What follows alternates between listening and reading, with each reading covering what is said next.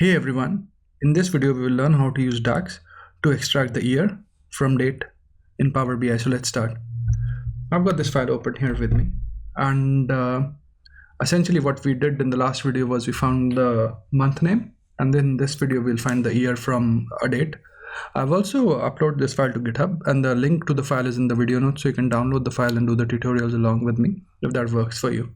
So let's start. So in this table dim customer, which we've got in focus, we've got the birth date, and what we want to do is we want to get the year from that. So I'll just go here and click on new column, and I'll just type here year of birth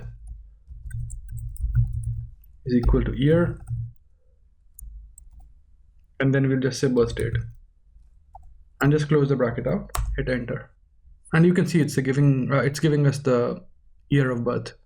So in this video we've essentially learned how to find the year from any given date in Power BI using the DAX function. There are multiple ways to do it. This is one way. I hope you find this video useful, and thanks for watching this video. Please do subscribe to my channel and like my videos if you enjoy what I'm doing. Cheers, bye.